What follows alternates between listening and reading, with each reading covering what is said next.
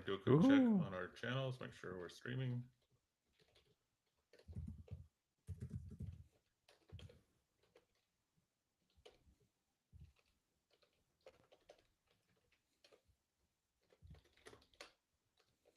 We are live on YouTube. How exciting. Hey, Jamie.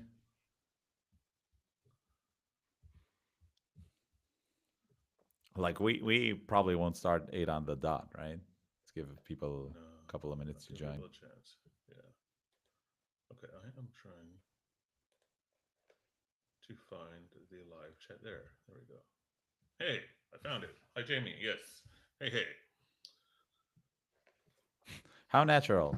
Let's do the show like we always do. Yeah. Everything is normal.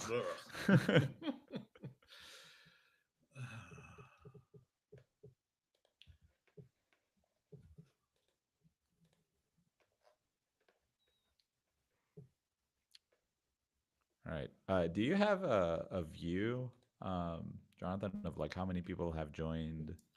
I was just looking at that. It looks like Jamie is on Riverside. So we have 3 people on Riverside, counting the 2 of us, and 0 on every other stream at the moment.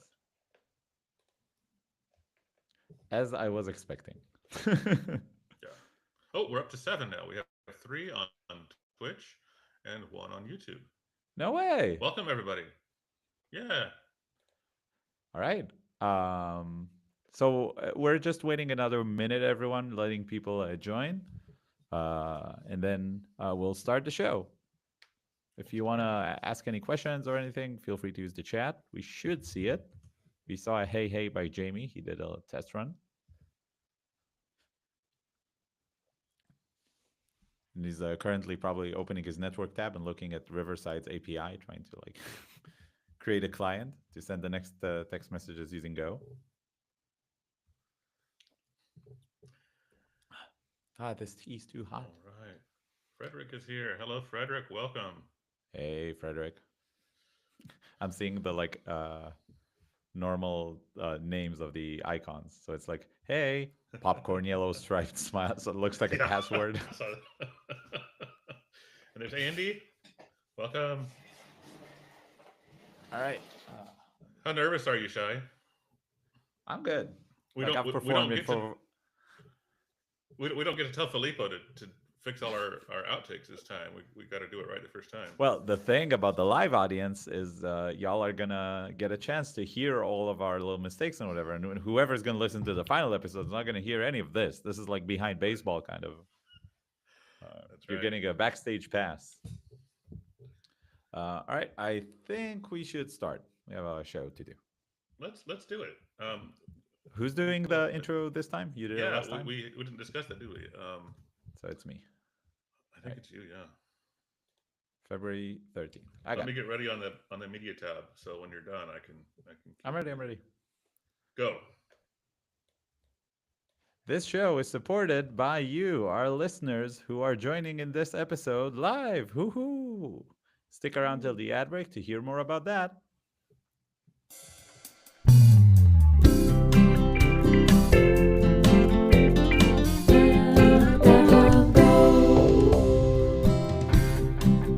This is Cup of Go for February 13, 2025. Keep up to date with the important happenings in the Go community in about 15 minutes per week. I'm Shai Nechmad.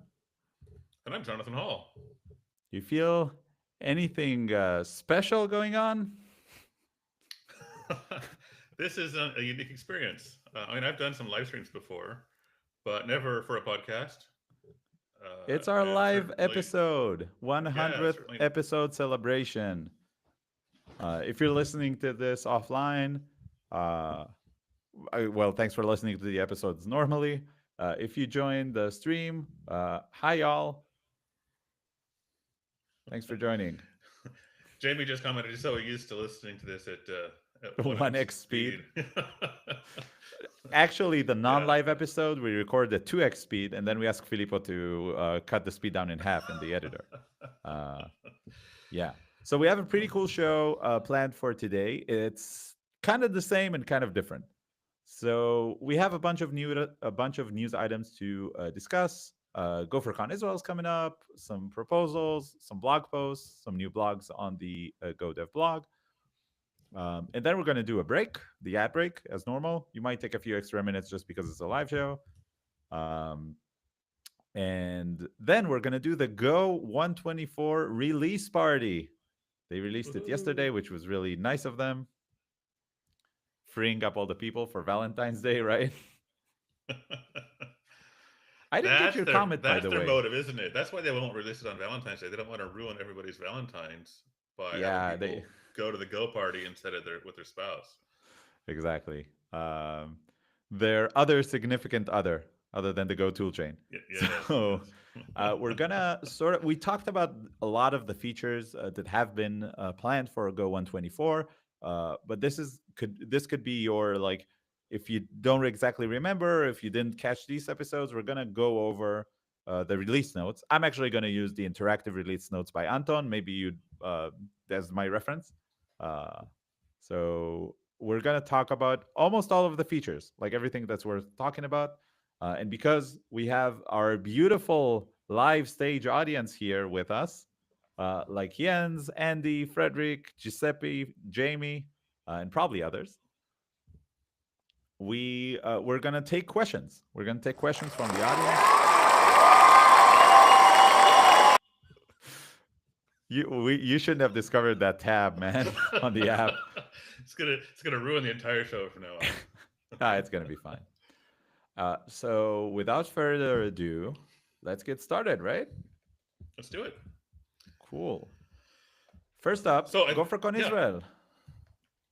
Tell us all about it and why you're not going to be there.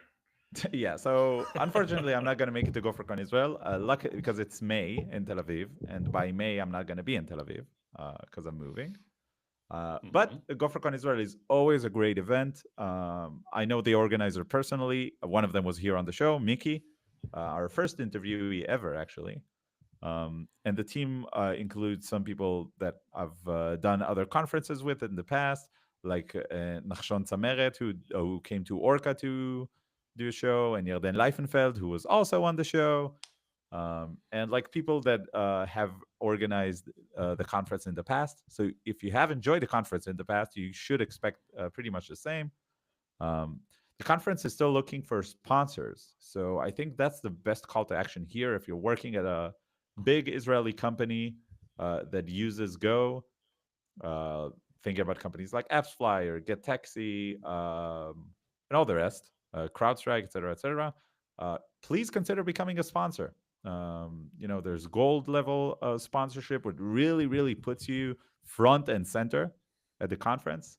And it's really not that expensive. You get an on-site booth and your logo on the conference website and on all the videos, and you get 5 sponsorships. You get 7 tickets, sorry. And there are 5 available. So you should probably move fast, because if I know AppsFlyer, they already got the first one. And it's great for recruiting, branding, etc. Regarding the talks themselves, I don't know if who's exactly going to talk yet. There isn't a docket yet, but usually it's very good. It's going to be a live conference in Tel Aviv, but it's also recorded. So if you will miss it, like myself, you can always watch it on YouTube. And I'm assuming it's going to be a mixture of Hebrew and English presentations. Yes. Most years the keynote is in English.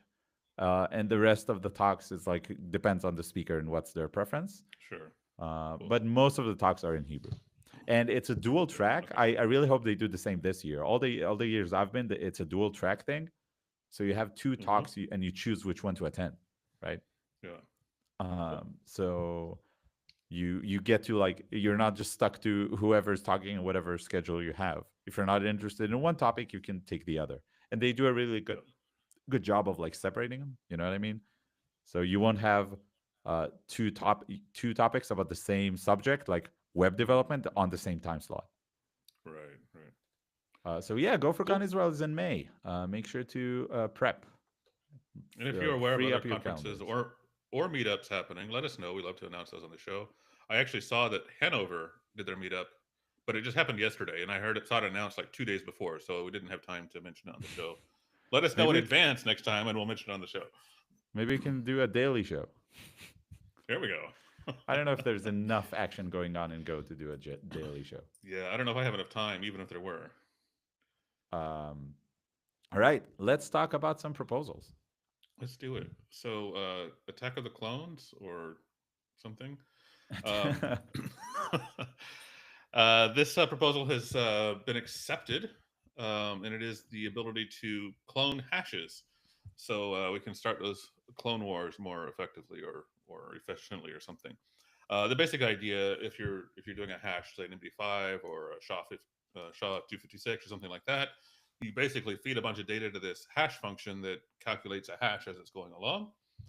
Um, Suppose you had, I don't know, maybe I'll make up a scenario, but let's say you're hashing an email for some reason, right? And you've hashed the email, you have this hash, and now you have you want to create two versions, one that has your signature and one that doesn't have the signature. Uh, Prior to this proposal, you'd have to send all that data twice, once to get the hash with the signature, and then once again to do it without the signature.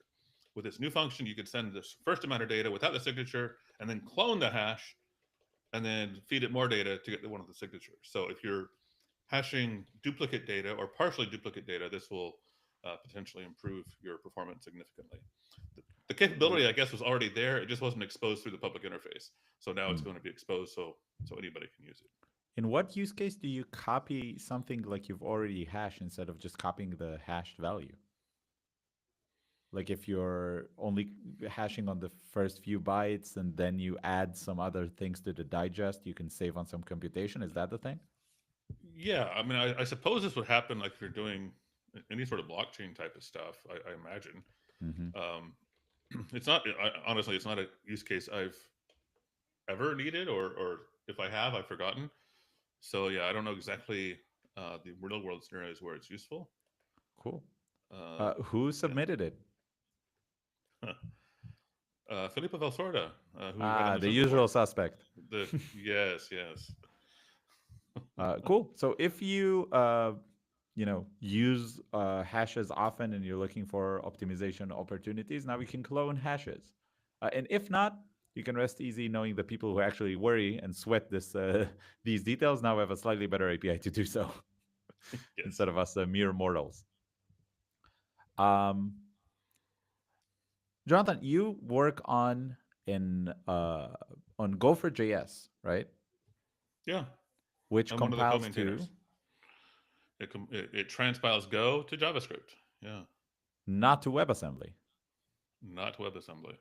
So the next two items on the docket are kind of counterproductive for you.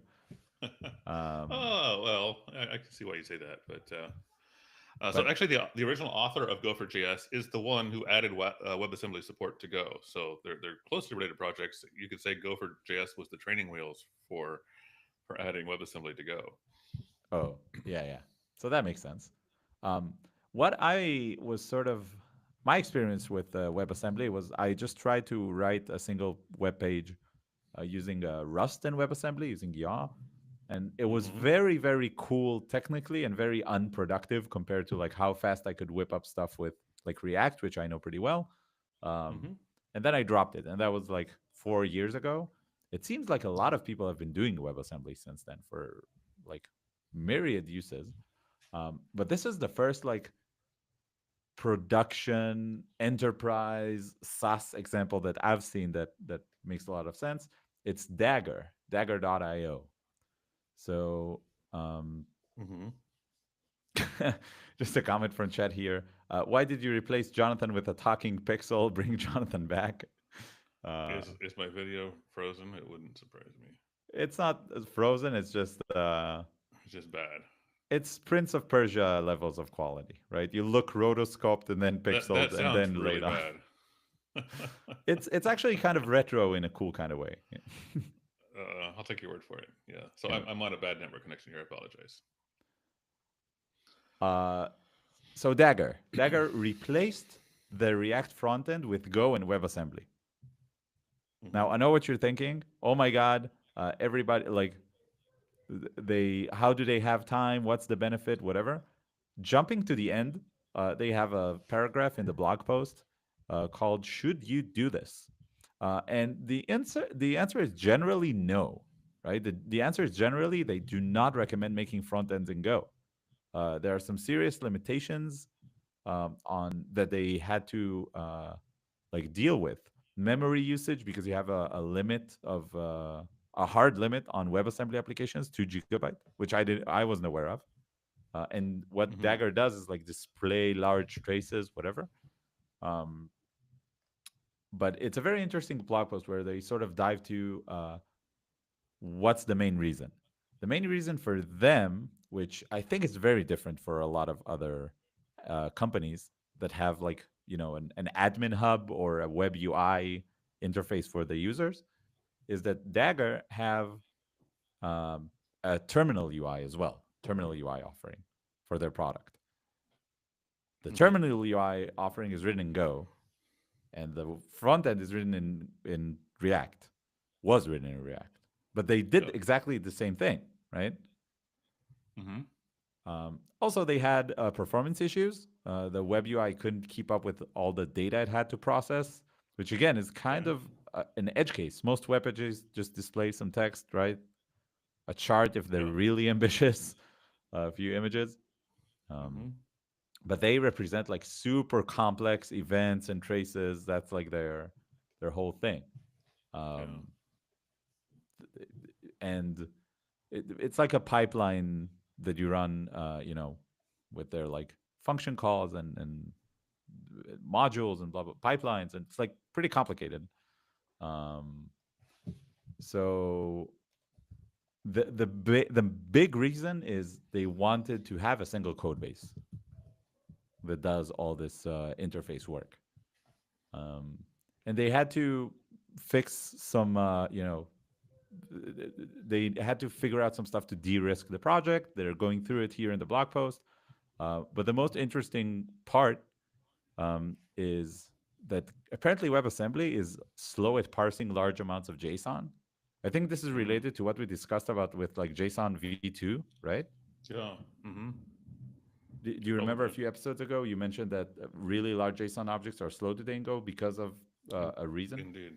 What was Yeah. that? Basically. Yeah. Basically, I don't know exactly how this translates to WebAssembly, but the standard library Go or the standard library JSON marshaller and unmarshaller essentially buffers the entire object before it starts writing or reading.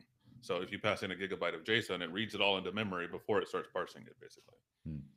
So for Dagger, obviously that was a no go. So they fixed it by instead of using JSON, they used the Go binary format and used WebSockets to pipe that thing.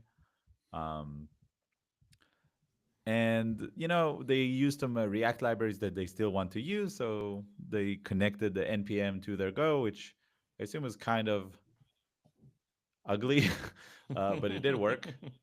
Um, and yeah, it's really they rewrote the thing in Go, which is interesting because usually front ends you don't do Go, and in the end they recommend not doing this generally.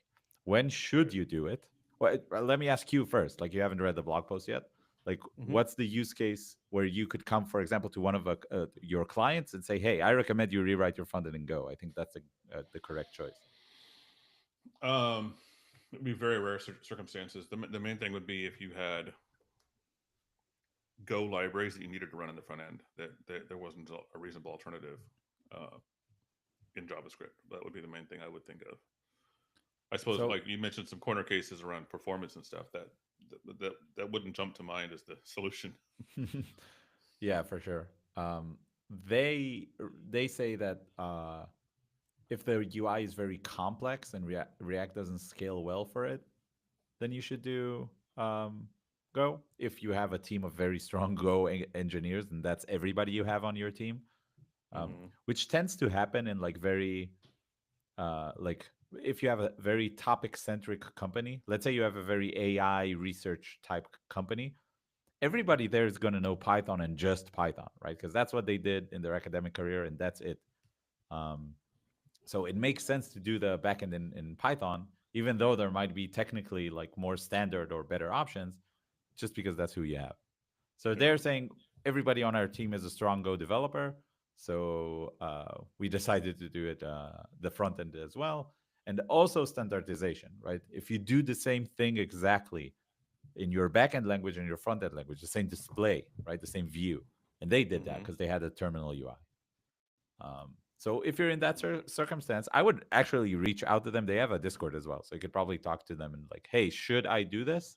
I think it's really cool that they've been able to do this because it seems like Go has much better support for WebAssembly than I expected. Seems Mm-hmm. like even though the Go and WebAssembly combination isn't 100% mainstream, right? Most people don't compile Go to WebAssembly. As we know from the Go survey, it's like good enough to, it defeated their bullshit detector. It works. Mm-hmm. So a cool blog post Yeah. from Dagger. The link is in the show notes. Maybe I should put it in the chat as well. Actually, now I think about it. No, I don't So want you. I don't want you all to leave the tab, so I'm not sending it. You'll have to wait until the episode comes out. sneaky. It's just like IKEA. Once you enter, you can't leave. Oh my god, I Um, love IKEA. IKEA, please sponsor us. Can I do a side note? yeah, Can I yeah, do like a yeah. Go can, do it. sidebar? Um, Sure. when my wife and I got married, it's in Israel, August, very hot, and we're like wearing the Mm-hmm. suit and the dress, which is very not what you usually wear in Israel because it's very hot, very humid. Yeah. Um, and my brother-in-law had the amazing idea: do your like pictures with a suit and everything in IKEA. Go to IKEA, and then you have like 15 different rooms and settings and all the props. Yeah. And man, that was the best It's a idea clever ever. thought. Yeah. I I have this theory. You ever played Diablo? Of course. Yeah, I have a theory that the people who designed IKEA are the same people who designed the Diablo levels. Like at any point you're standing, it looks like a legitimate room, but you walk 10 feet and you're like, wait, this doesn't make any sense. It's a It's just dungeon randomness. crawler. All right. Uh, Back on track. IKEA. let's If anybody yeah. here is a software engineer at IKEA, please sponsor the show.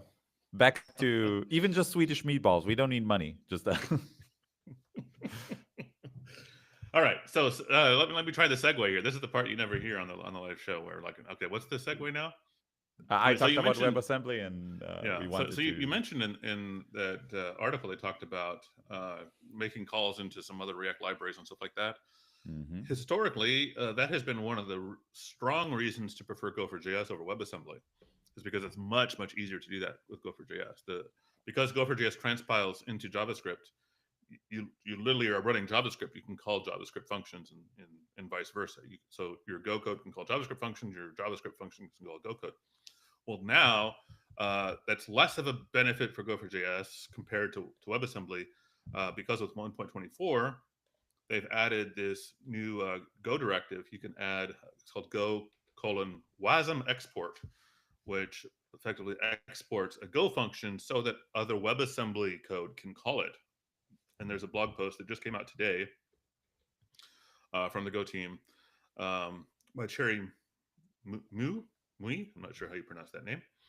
That talks about it. It's a pretty short one, so if you're a WebAssembly user, this would be a quick read for you. Yeah, so that's nice to have that. So if I write Go code and I add this Go directive, I can call it from JavaScript. That's the From WebAssembly. oh, Yeah, but so it's not quite the same as what Go. So you can't just like natively call. You can't your React app can't natively call Go functions. I think you can accomplish that, as you mentioned in your article, but it's a lot more cumbersome than that. It's not as direct. But from another, so if you have some WebAssembly that's say written in Rust, it could now call Go. and I assume again the people this benefits, like the developers that care about this kind of stuff, either work on like super high performance front end applications or work on like very small. No, like if you work on small architectures, do you use WebAssembly as well, or do you compile to like very small Well, devices? I mean, some will. yeah, I guess like if you're working on Raspberry Pis or things like that. Although I think you can compile Go natively on Raspberry Pis. Sure, yeah, you I'm can, I'm just but wondering. Like, I really want to meet the people who care about this stuff. that don't develop things for web applications. Maybe they have just a tiny All widget right. in a normal Well, web app or something I like that. know that companies like Fastly are using WebAssembly sort of on the edge, if you will. That to easily and quickly ship um, uh, router programs, or I don't know exactly what they're doing, but Mm-hmm. to or for CDN delivery, stuff like that. So in situations like that, maybe you want um, uh, Cool. to integrate. Some components are written in XYZ language, and other components in ABC language, and this makes that integration easier. Okay, I'm looking at their customer testimonials, and the SREs over at Giphy or Jiffy, if you really want to be that guy. Um, they use Fastly and they're happy with it. Not sponsored, right? But if Fastly use like WebAssembly and Go to do that, I'm happy because I'm a happy Giphy user. It's like my second most used feature in Slack. I imagine a huge number of the websites you use are using Fastly. Yeah, it's sort of this weird layer of infrastructure of the internet that we were just so used to. Everything is on CDN and everything is fast and everything is we're just used to it, even though it's in reality it's an amazing engineering effort, right? Mm-hmm. So this blog post is an official blog post on the Go Dev blog, right? Yes, it is. I really like the Go blog as a source of like, okay, this is what they actually care about, right? They don't post that often, which I think is a good thing. Yeah. They could talk about like every little thing. Cool. One last blog post I wanted to talk about before the break is very near and dear to my heart right now because I'm working a lot on SQL code right now. I'm implementing a lot of uh, backend, views and whatever at work. That's what have been like my last week. And then I saw this blog post called "SQL Nulls Are Weird." Actually, sidebar, how do you say it?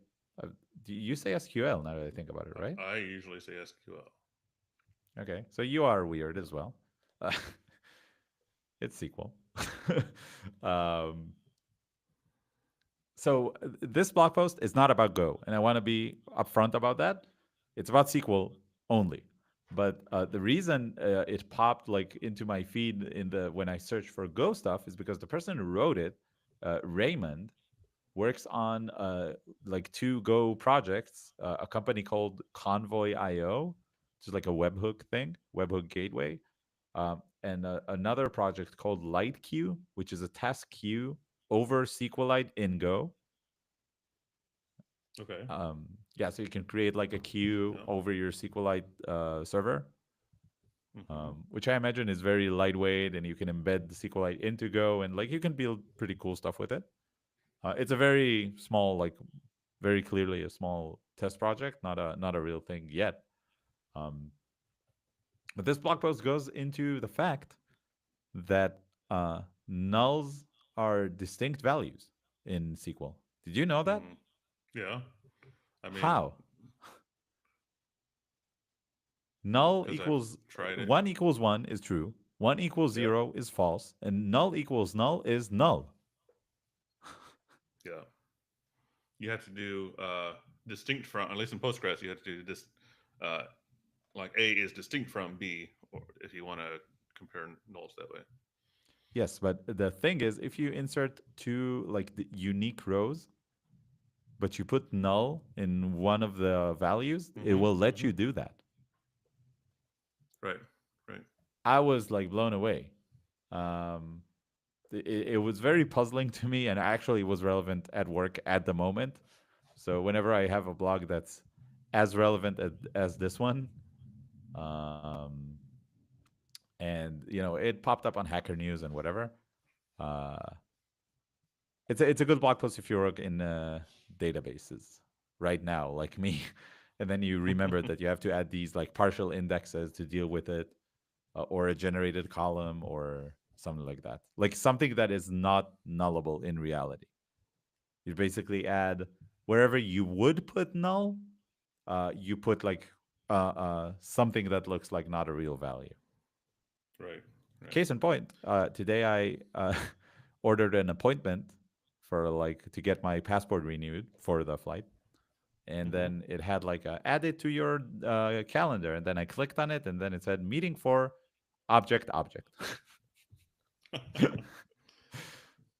Speaking of NULLs, I have a notification here in Riverside. It says issue has a Riverside tab has Riverside open in other tabs. Presumably, one of our listeners has Riverside open in 2 tabs, and it displays that with a null value for their name. Really? Is this happening right now? It's happening right now. So I do want to mention some things pulled out or mentioned here in comments because I want to. We have a comment here from Andy. It says, not all NULLs are created equal. we also have, where was it? And then Josh adds, but all NANDs are.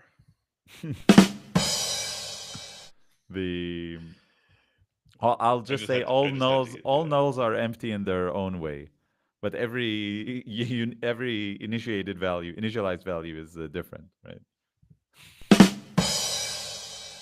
You have to leave the media tab. You have to stop making jokes. It's your fault, not mine. Okay. We're gonna take a short break. Time to end that. This was the first part of the show. This was news. We're gonna do a short ad break, and then we're gonna do a real 2-minute break, and then we're gonna do the Go 124 release party. Alrighty.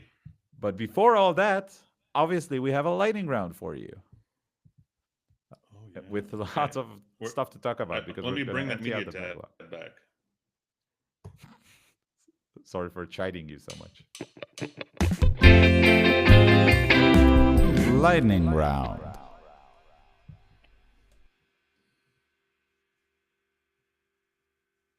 That's a long. Yeah, it has a lot of echo. So you have the first item here, and I'm excited because I'm seeing one of my favorite URLs, steamcommunity.com. Are we doing Factorio lightning round again? Something like that, maybe. So there's this bug reported against Steam. I guess it's a bug. I mean, it's also in the Go issue tracker. But certain Go programs freeze when they are launched via the Steam client. So something, I don't know what it is exactly, but something about the Go runtime doesn't play well with Steam. Steam's doing some interesting, weird stuff, I'm assuming, because why wouldn't it? It's Steam. If Gaben says it should be so, it should be so. In Gaben, we trust. The issue is long and full of stack traces and process lists and all sorts of weird, archaic stuff. The sort of stuff that your significant other says, do you understand that, when they see it on the screen and you pretend that you do? That's this issue. Anyway, I thought it was kind of interesting to see this come up on Steam. Now, I don't know that this means that games are written in Go that are produced on or that are distributed by Steam, although it might mean that. But I think the particular case, it's just a little utility program that is part of a much larger game. So I don't think that the game itself is written in Go. But if it is, it probably doesn't work. Cool. Yeah, lightning round. Here we go. My lightning round, my first item for the lightning round is another rewrite in Go. I brought a company called Dagger that wrote their front end in Go. Now I'm bringing a company called Lovable, which, by the way, if you haven't heard about them, I haven't used them yet, but I think they beat Wiz for the fastest to 100 million ARR. Don't quote me on that because I might have seen a different company, but they're definitely exploding. A lot of people use them. It's AI agents, just write your app and it builds it for you automatically, kind of thing. Which I don't super love, but apparently it's good enough. Mm-hmm. They rewrote their entire Python backend into Go. 42,000 lines of code. Okay. And they go through the blog post. 42,000 in Python or in Go? In Python. And I'm curious how many that translates to in Go, if it's more or less. I assume it's more. Go tends to be more verbose. Yeah. It's very simple. The blog post, they just say why we shifted to Go. Their backend is highly concurrent and parallel. That's like their workload. Um, and they built their own dependency injection framework because apparently they didn't like anything they found in Go, maybe, or they didn't know it, but um, like it helped them structure their code, which I assume makes sense if they use the DI framework in Python. It makes it a lot easier to keep the same structure. Um, Although I never had to use a dependency injection framework in Go, and I've built pretty complex applications. I don't know I've if you never have. needed that either. No, Oh, I've actually wondered why a dependency injection framework is even useful. Like I've yet to imagine a scenario where that's beneficial, but so people seem to think I, it is because they use them. I think for them it makes sense because they have a lot of like things popping up and out of the server very dynamically because the agent is doing a lot of things, so it's very non-deterministic Hmm. the backend. But it's just an assumption. I don't actually know anybody at Lovable. I think the main number here is that deployments got lowered from 15 minutes just to 3, and all request times are faster, 12% on average.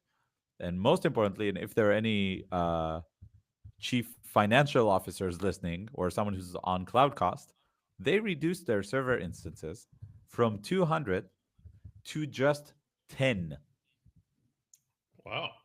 which is pretty amazing. Yeah, that's pretty cool. And they say that they're like practically their engineers spend less time on performance bottlenecks and just working on stuff like features. So Nice. for now, at least, it seems like that rewrite was totally worth it. Cool. Um, Speaking of rewrites, I want to talk about something that isn't a rewrite, but it helps you rewrite. ooh, You ever write bash scripts and then it's annoying to deploy them because it's just annoying or yes, they're yes, slow? yes, 1,000 times yes. Enter Bunster. Bunster will transpile your shell scripts into Go so that you can compile them into a single executable binary. Oh, really? Yeah, that's a pretty cool idea. It doesn't support all features yet. Apparently, there's a list of supported features, but it's under active development, Mm-hmm. and I think that's kind of cool. Cool, cool, cool. Um, Before we move into the last item on the lighting round, I want to pull some things from comments here. First of all, Andy and Andy, I don't know if it's the same Andy. Thank you for putting the lightning icon uh, for um, for the lighting round. Andy says, well, I don't know which one. I have Go. Oh, I know which one. All right, define Andy. Andy Williams says he has a Go apps on his Steam Deck, and it works great. So Steam Deck is their like hand console. Oh yeah, got one right here. I did the mistake. Well, if Nintendo wants to sponsor this episode, konnichiwa, arigato, thank you. But as long as they're not, I bought my wife the Switch, which is a great console and it's a lot of fun.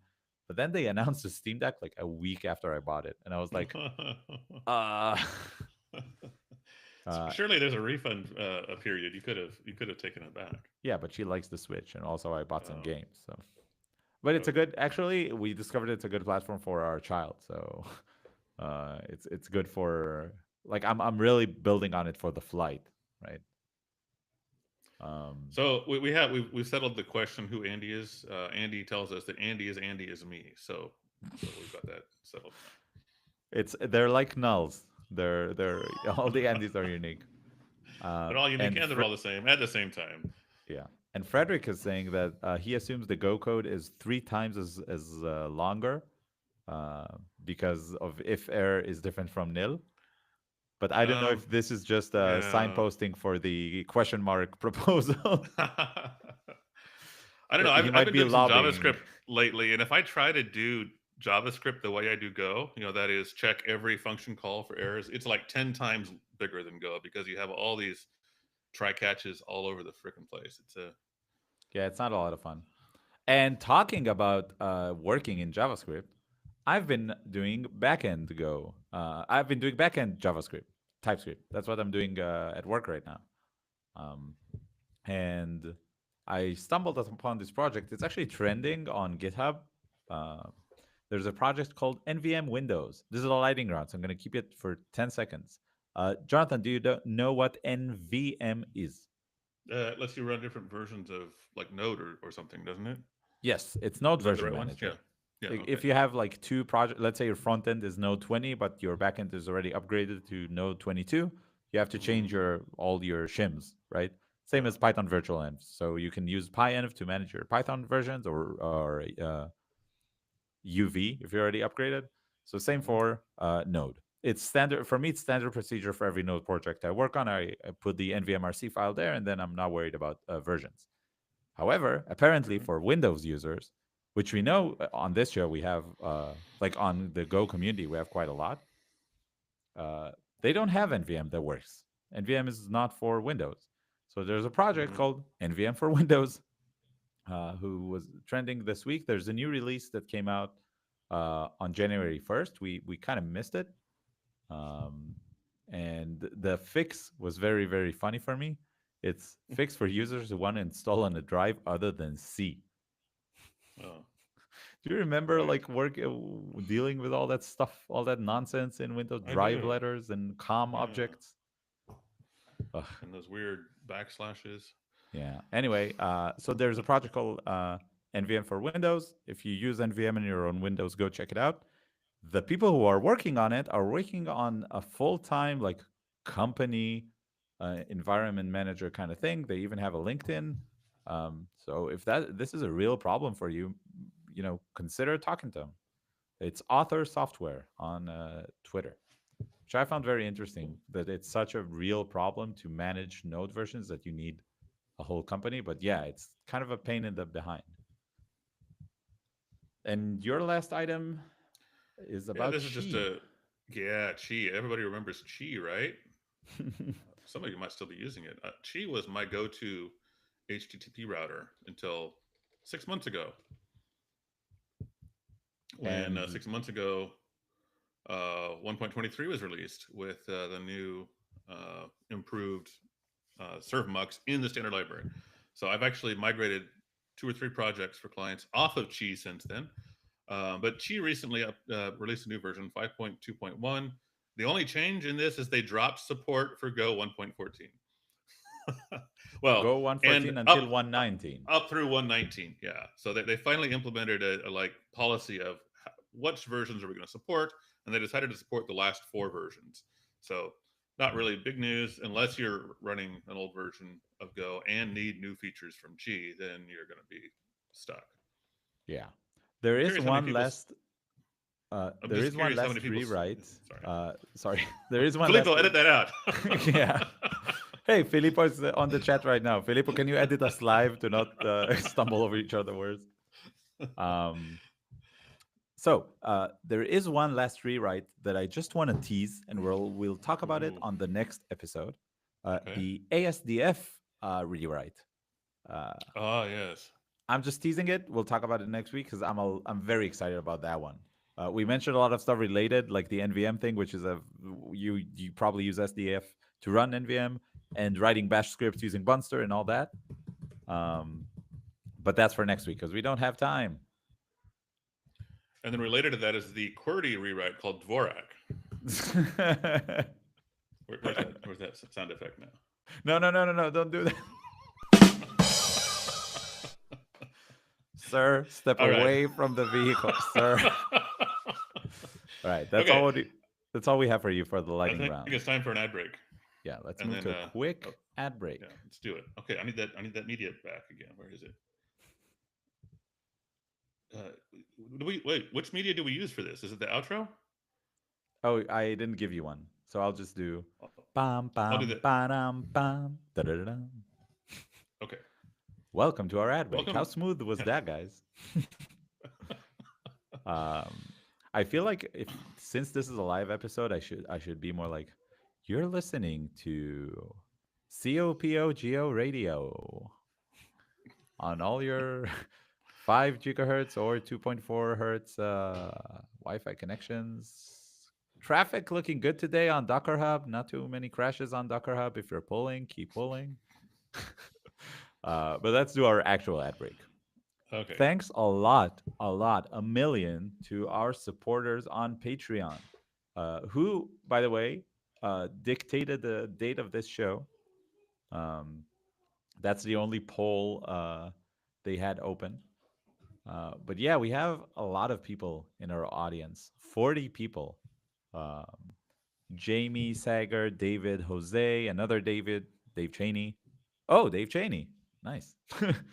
um, Kemai Akuyun, Arif Duda, Stephen Clerk, Martin Ruby, Gil Ada, who was actually on the show, Paul Bateau, Code Stank, great name, Michael Haggerty, Thomas Gooder, Ragnarath, Volkan Ural, Simon Law. By the way, if any of you are here, feel free to write in chat because your support is what makes the show tick.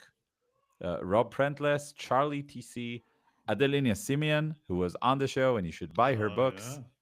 yeah. Tamas Gal, Lutz Hanuken, SJKSKSKKSKS. I assume that's not their real name. But if that's the case, Carl Skews, Thomas Bruno, We still love Wilken you, even if it Rivera. is. Yeah. Kristen von Kitzel, Jamie Tena, a friend of the show who was on the show and is Of actually course. on the chat right now. Thanks, Jamie. Just Helberg, Mateus Cuelca, Andy Williams, friend of the show, stepped in for me a few times. The Mind Behind Fine, Mihai Tudor. Hey, Mihai.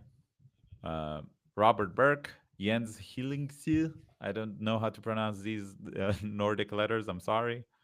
Uh, Lucian Cafe, Podolinsky Leoland, Frederick Everpil, who's actually here on the chat right now. I see people like saying here on the chat. Will Roden and Josh Bleeker Snyder, friend of the show. Thanks a Wow. lot to all these beautiful people.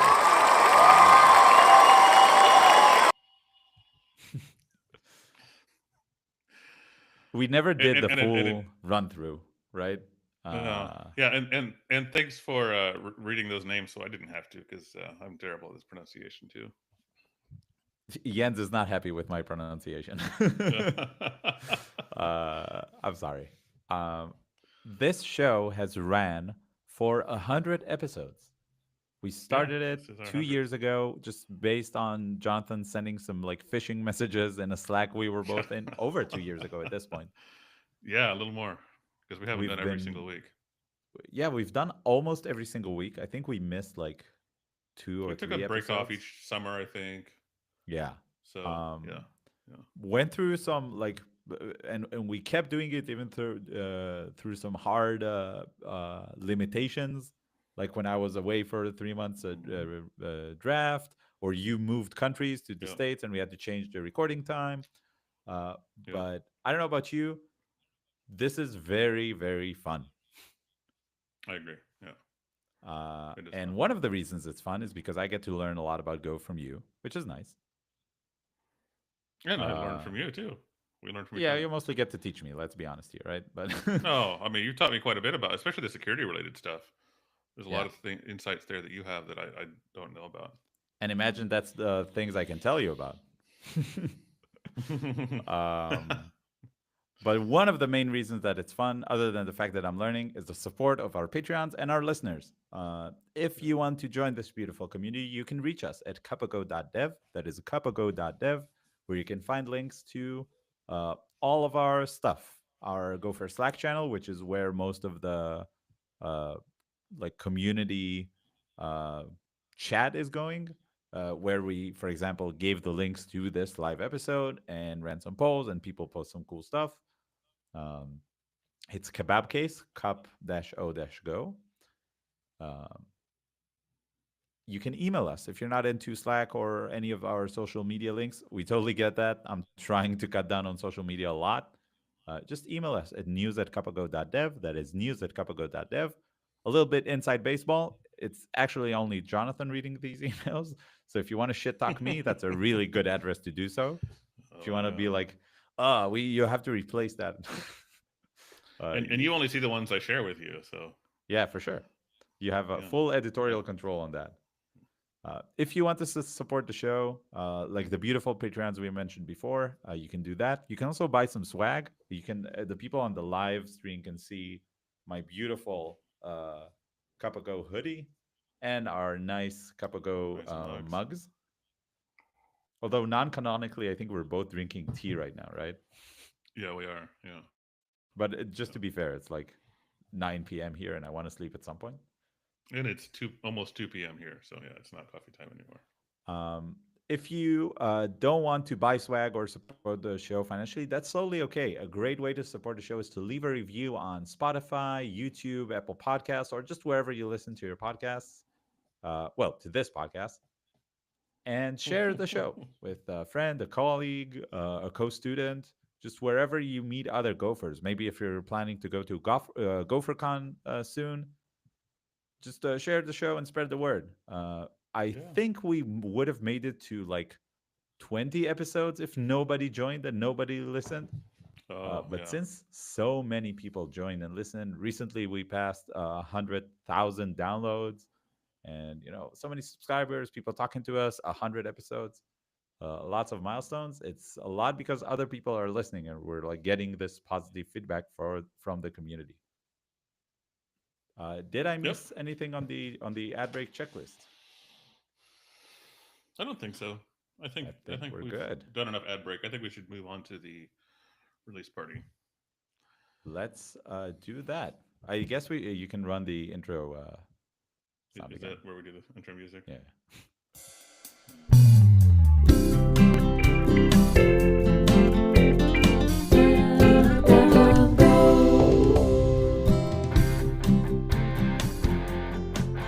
I like that little organ, like Bob Dylan-esque organ in the beginning there. It's Context Scarby A200 for all my other MIDI heads out there. Native Instruments. Jens sipping a Negroni from my cup of Go cup. Love it. Love it. I guess we should add a Peggy rating for the cups. Right? We need plus. Shot glasses in our swag store too, I think. I don't know if it could be espresso shot glasses or the other kind. Either one would be an improvement. Yeah, espresso wink. Actually, a good idea, Jens. Maybe I'll put that into stock. Let's get to the release party. Yesterday, February 12th, the Go team has officially released Go version 1.24.0. Jonathan, walk us through the top items. Why do I even care, other than the fact that if I'm using 122, I have to upgrade because it's end of life? So that's a good question, because I think the things I care about are most in this release are some of the least important things for most people. The thing I'm most excited about, actually, that I'm going to be using the soonest is the new context in the testing package. Yeah, sync test. You've wanted to talk about that. Not even that. Not even that. The t.context method that returns a context that's canceled when the test ends. Oh yeah. Because that's going to clean up a whole bunch of context to-dos in my tests. So it's a really minor thing that doesn't matter really, but it's going to be one of the first things I use. The other one is the slog discard handler. So discarding logs allows you to just create a silent logger, right? Yes. Why would you need a silent logger that does nothing? You could always already create one, but it was more verbose and less efficient. Not that that matters a lot in tests, but it's usually for tests. You have an object that takes a logger, because during normal operation it creates logs, but in tests you don't want the log output, or you don't want to capture it somewhere, so you can just discard it. So it's intended primarily for testing purposes. Now here's a question for you. Should you test logging? Because I assume if you use the discard handler, you can test it. You should test logging, but not in all of your tests. No, I'm not saying test the logger. Like, should you test that the expected log output is being written? Yes, but not in all of your tests. In which ones? Just the super important logs that you care about or something? I will generally write one test for each behavior that I want to test. So I'll write one test to test that under these circumstances the correct log output occurs. And I'll run another test to test that under these circumstances, the correct error value is returned, et cetera, et cetera. So let's say I'm testing a function that takes a logger, that uses a logger. I'll probably write one single test, or maybe if there's different types of logs depending on how it's used, I'll create one test for each type of log. But most of my tests won't test the logger because that's kind of incidental to what I'm testing in my other tests. So when you use the discard logger, the the log itself happens is just directed to slash def Def slash null, null, right? basically, yeah. So if you do some inline computation when you run the log thing, it will happen. That's the thing I'm worried about because It a lot depends of on time how people that's do like done. log, server dot init, and then the response they just log it. And then if you have a Mm-hmm. thing that out like optimizes logs out of the code breaks. You know what I mean? Mm-hmm. Mm-hmm. So it Um, depends on how your logs are done. So there are some capabilities in the slog package that you can detect whether or not this log level is enabled or whatever. Uh, so the discard handler basically says all levels are disabled. So if you're using that capability to probe the logger, then that code will not execute. oh, so yeah, that makes sense. But generally, this is more like syntactic sugar because you could already do that. Yeah, yeah. I, by the way, disagree with you. Like, I never test logs. I think logs have to be incidental. They're not behavior. Every program you have, should be able to take all the log prints out, and it should behave the same. Because logs So are if to std so air, and the output is to std out. You know what I mean? so counter argument, delete all your logs. I use them. Then they have behavior that matters, and then they should be tested. We can, this won't hold up in court. Very, the, very the, cool. the, the, the consumer of your logs is very different than the consumer of your application, and that's why the testing is done differently. But if you as the administrator of the application need to read those logs, then you want to make sure those logs are working correctly. So if my view on it is usually logs are for me personally as a person who's developing the software. But if I'm Mm-hmm. shipping something, let's say overseas, to like a blocked Yeah. network, let's say you have to do FedRAMP and you're not allowed to look at the logs and only other people are allowed to look at the logs, only in Mm-hmm. these like very strange circumstances where I'm writing software and the logs are being written, but I'm not allowed or I can't read them, but someone else has to and has to understand, maybe then I'll consider testing it. Um, but definitely not for every function. Oh, I Um, don't. I don't do it for every function for sure.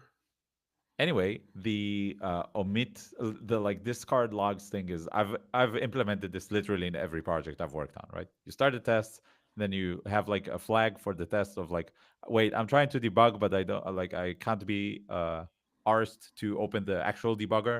So just print some Mm-hmm. logs, and I'll add some like 1, 2, 3, 4, and I'll discover which Yeah. line has the problem. Mm-hmm. Mm-hmm. Um, but usually you don't want logs in your test because you want the test output to be very clean. Go Yeah. test already is pretty good with that because if I think like it doesn't print output if your tests don't fail. But if you have Right. a different server running somewhere and your tests are like integration tests, having a discard handler is very, very useful. Also, maybe in very security related context where like, okay, in this environment, I don't want to log anything like ever. I don't want Mm-hmm. people to know what the program is doing. Yep. My feature to pick out is actually a concurrent map. Oh This yeah. is just so useful.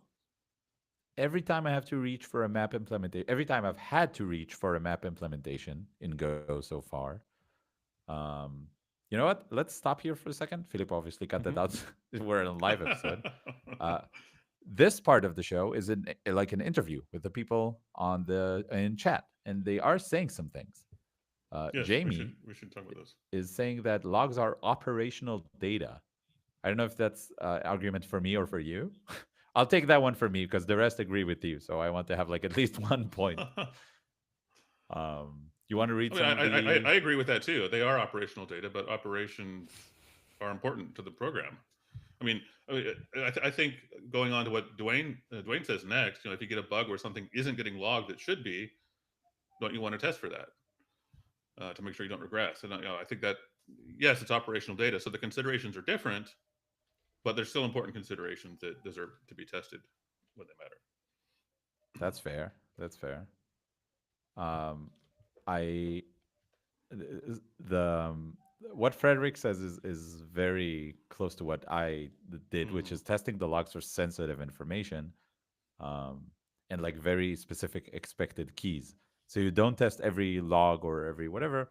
You take the entire log output, and then you feed it. I used to feed it to Microsoft Presidio and just look for any sensitive information at all, like secrets, keys, data, Mm-hmm. personal data, things like that, because all the companies I've worked at have been cyber companies that deal with very sensitive data.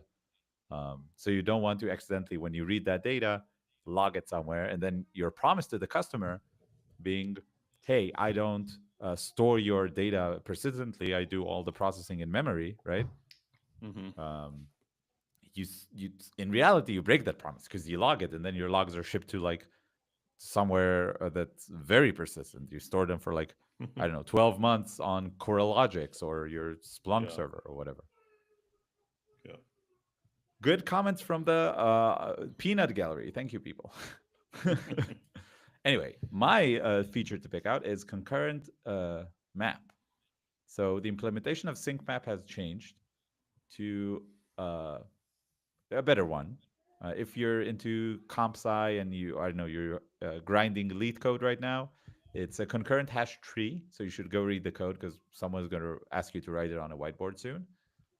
Uh, but it's a better performance, especially for map modifications, for disjoint key sets. It's not going to contend.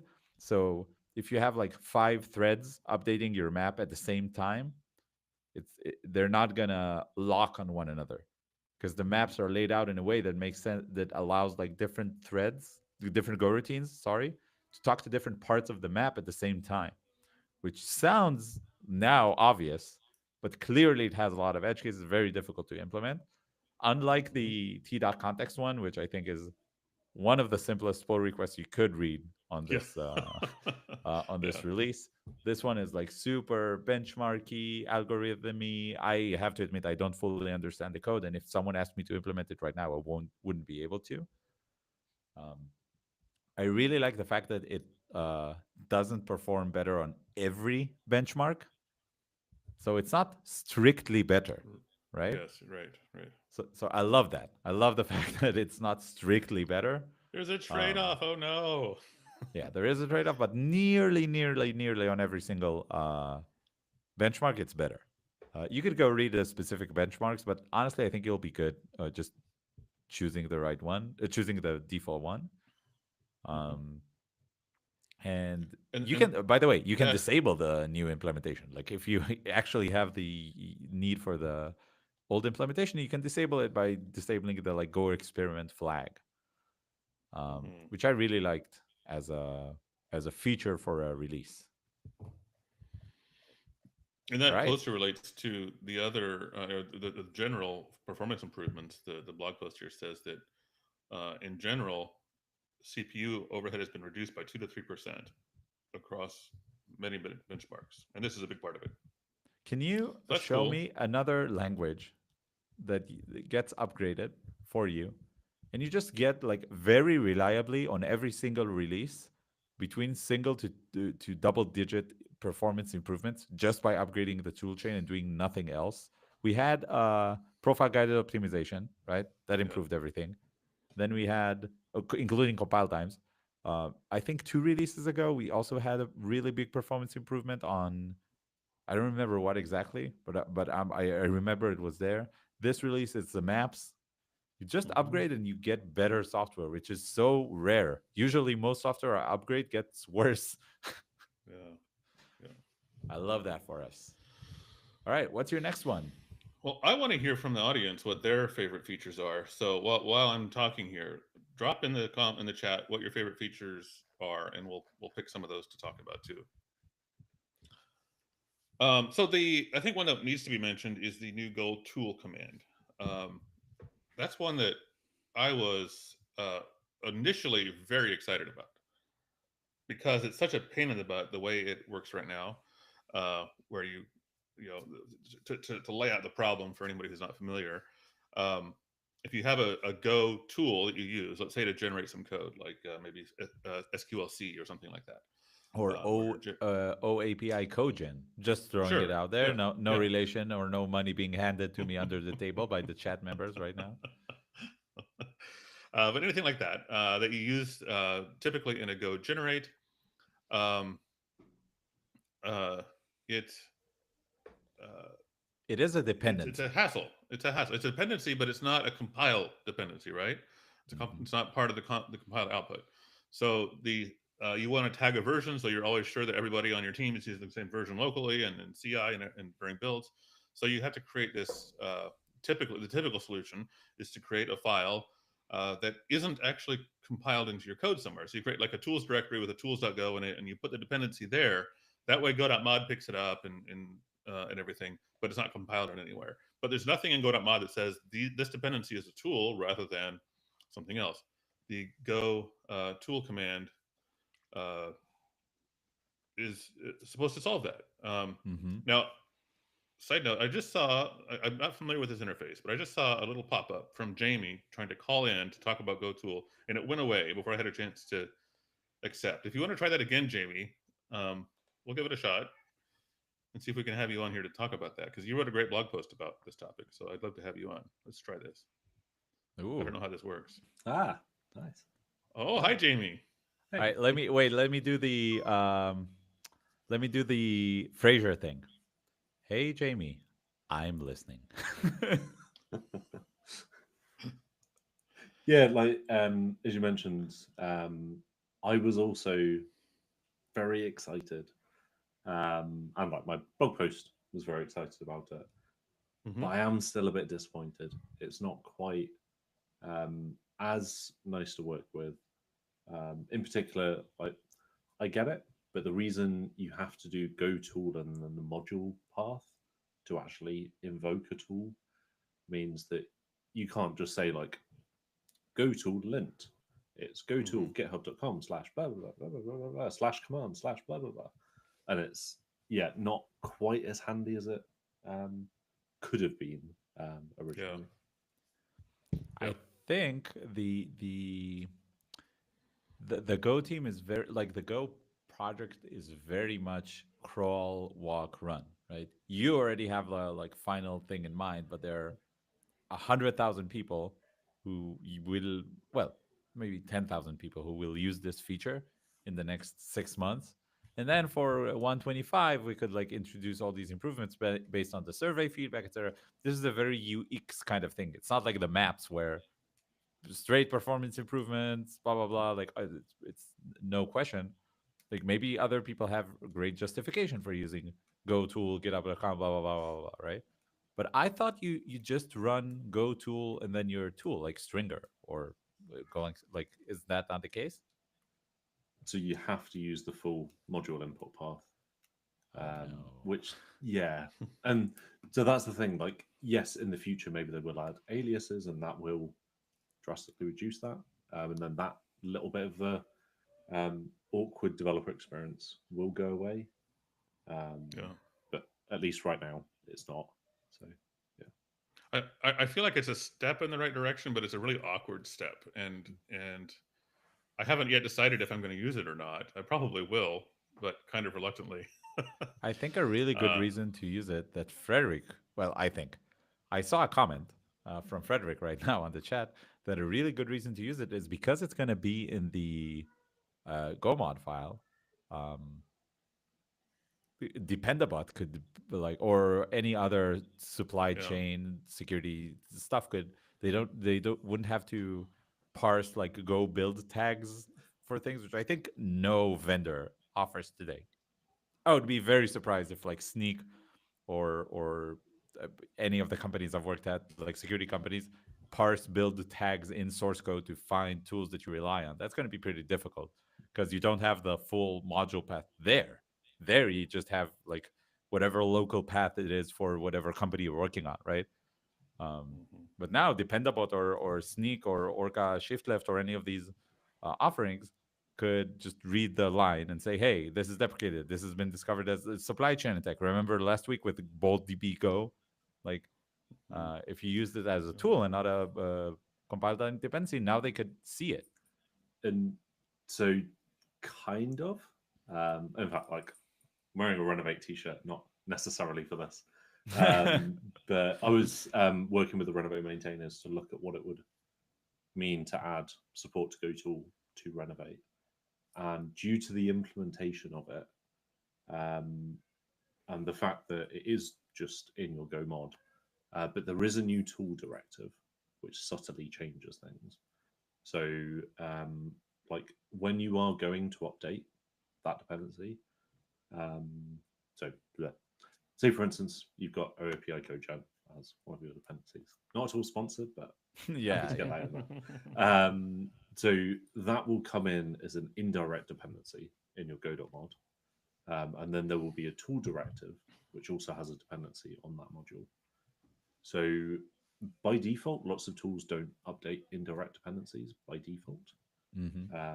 So they need to know that, okay, there is a tool directive for this thing. So now go and find any modules that have that as a prefix and then try and update those. So it's not, it sounds like it's a lot more built in than trying to parse build tags and just basically guesstimating what tool you're trying to install, right? But I think, so previously, if you followed the tools.go pattern, you basically don't get any benefits with this. It's kind of effectively what happens. However, if yes, you were doing like in your makefile go install, or like curl to bash to install things like Golang CI-lint, you could get support through things like Renovate, and you could have other tools that would manage things. But no, it wouldn't detect it directly from like a tools.go. It would still try and find the things in the go.mod. Cool. So some improvement yet, but it's a first stepping stone, I guess. While we have Jamie on the phone, what do you think about Omit Zero? I just saw you posted a blog post about that as well.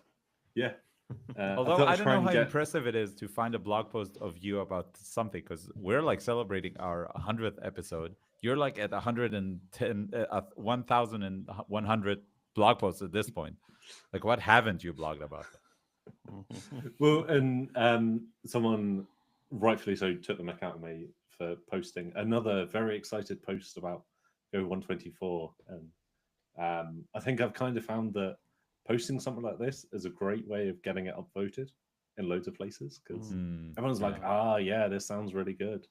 But yeah, Omit Zero is something I am very much looking forward to, because there are cases where you have structs with JSON where you want to have an optional field, but depending on what that type actually is, the best way of doing that with the existing Omit empty would be to add a pointer to that thing.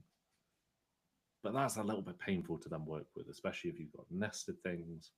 So one of the options that is now available is you use Omit Zero. Then the zero value of that type can get ignored. So it's not just the zero value. It's also if you have a custom struct and you have a is zero method, it will omit that based on that as well, which I can very easily see how it gets abused to get security information out of, like, mark it as is zero if it has a key in it, so it doesn't get logged and things like that. But this is a really cool improvement. The best way to understand it, if Jamie's very clear explanation wasn't clear, is, again, I'm referring you to Anton's live release notes. So he has these like clickable release notes. You can just go click run. You run the first example and it prints name Alice, birth date 0001-01-01 T00 colon 00 colon 00Z. And you're like, oh, no, that's not what I meant. That's Jesus's birthday. Like, that's not the date I meant. And then you run the second example, which is Go on 24, and it just prints the name. You're like, nice. And it doesn't involve any pointers or any nonsense like that. I will say there is a drawback of this, that someone nicely actually replied to me on Reddit about, which is you need to be careful when your zero value actually has value. So, for instance, like age may not necessarily be something. If age is 0, you don't really care too much, but there probably will be some fields that you actually have to be careful. That Wait, what do you mean? Age 0 makes a lot of sense. If it's in years, the first 12 months, right? But yeah, it's the sort of thing that there may be some fields that you have to be careful about and be like, oh no, actually, I maybe shouldn't use the 0 value because that is a valid thing that we need to represent. Interesting. Cool. I love how you had to not omit that someone replied nicely on Reddit, because that's not the usual case. If you omitted it, it's omit 0. We assume someone is being an asshole on Reddit. Oh, I just discovered I can show comments on screen. Oh, cool. Sweet. Thanks, Jamie. Thank you. Thanks for calling in. Yeah, if you figure out how to do that as well, write on Slack or somewhere like where people can do that. I don't think we have a lot of show left. I have like 15 minutes. And we'll probably wrap up. If somebody else soon. wants to call in and talk about their favorite feature, yeah, we'd love you have like a few minutes. One other feature, which is totally syntactic sugar that I really liked, random text. You need to get some random text. Yes. Right. I'm going to use that one pretty quickly too. Yeah. Yeah. And you always have to, oh, wait, what about the seed? Oh, I can't use rand. I should use crypto. And then it's a whole pain. No, you type rand.text and you get a cryptographically random seed with a base 32 alphabet, which contains at least 128 bits of randomness, which is enough to prevent brute force today. Just super, it's just the most practical Go boring feature that I could imagine, right? But trying to get random text without that is an embarrassingly annoying pain, in my opinion. It's several steps, and you have to look them up every time. It's not obvious partly because the crypto rand API is just so bare. So I really appreciate this.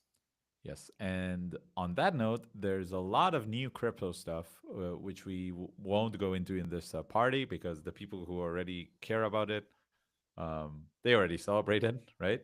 We did have the FIPS episode, so we would refer you to listen to our whole FIPS episode, Federal Information Security. Frogs in pirate suits, was it? Yeah, something like that. It was something federal. So the U.S. government tries to do post-quantum crypto. So things you encrypt right now, even if quantum computing does end up working well enough, the quantum computers won't be able to decrypt it, which is very relevant for your health records right now, right? You don't want someone to be able to decrypt them in 20 years' time. So you should build it safe for the future. So there are there's a lot of new crypto things. There's a new SHA hash function.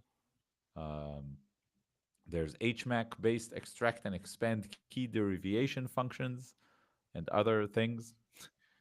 These are just pretty complicated topics to go over quickly.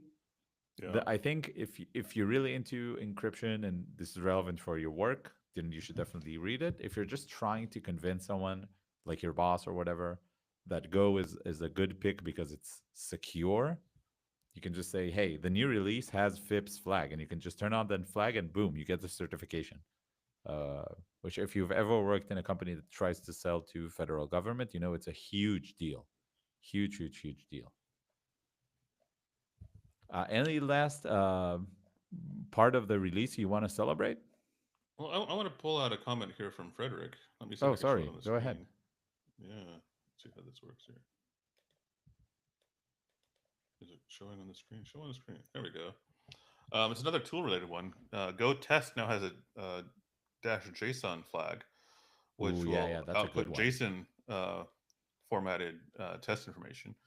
So not intended for humans necessarily to parse, but to integrate with tools like NeoVim or other editors or CI pipelines and stuff like that. So your test output can be more machine parsable. That's pretty cool. And they've been adding features like this to other Go tool subcommands over the last few releases. I think it's a good trend towards making our tooling more integratable. It also prevents you from having to write the output of the test to some horrible format like JUnit XMLs, just because that's a standard, right? Yeah. And yeah, I could really imagine in my last role, we implemented a flaky test service that like took the output of tests and tried to run them all kind of different ways and with different parameters, and then see which ones fail and why, and try to detect and things like that. I imagine this JSON output would have made our lives a whole lot easier, instead of messing around with like really bad formats like JUnit and things like that. Mm-hmm. But anything you allow machines to do, they'll like start doing, right? So that's pretty good. Yeah. If you want details on this JSON format, because it's not just for tests, it's for Go install and Go build as well. You can just do Go help build JSON. I have to admit, like typing in my terminal, Go space help space something, is something I've never done. Have you done that before? To look for documentation? No. The Go blog is just good enough. So let's wrap up. The Go 124 introduced a lot of new features, and I'm, for one, very excited to see what people are going to build with it. We haven't mentioned weak pointers and finalizers and directory scope file system access. There's like a really, really big amount of features in this release, which are also very diverse. And I'm really happy for the faster maps, which is very important. And developer experience. A clarification from Frederick, something that I missed. The JSON output itself has already been there. They've added new information to that output as the new change to 124. So just goes to show that I don't output JSON from my Go commands very often. So I didn't even know it was already there. So yeah, the build failures one, we talked about it on the show, by the way. Yeah. You should go listen to that episode. We talk about so many things on the show, and some of them are accepted proposals, some are upcoming, maybe accept, some are declined.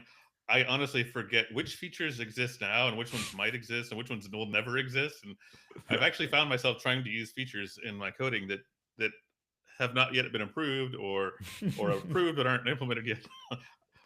Maybe this show makes me worse at coding Go. I'm not sure. I'd be surprised. So a lot of new features. I think all in all, a great release. I don't know how you compare this one to like previous years. I don't feel like this is like an earth-shattering release. Like, so there have been some that introduced really big changes. This doesn't feel like one of those. I mean, certainly nothing compared to the addition of generics, but it's a solid release. There's several things that I'm looking forward to. Yeah, it's not divisive. I think everybody loves this release because it just improves performance and adds some features, some of which are kind of young yet, like tool dependencies. Some of them are just very useful, like all the things we discussed. And yeah, I think that wraps it up for the show. Jonathan, anything else to add? Nothing. I think it's a good show. Thanks everybody for listening for the last 2 years. I know not everybody's listened that long, but hopefully we'll see you here again in 2 more years for episode 200. We'll see. Well, if we're doing dailies, it should be like just a few months. Yeah, right. Well, maybe we'll discuss that offline, right? Or not. Well, thanks a lot, everyone. Nice celebration. Program exited. Goodbye.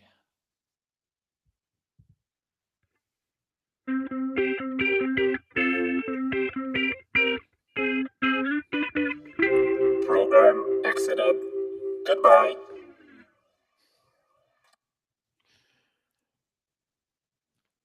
Guess I hit stop now instead of talking. Yeah. There it is. All right. Fun time.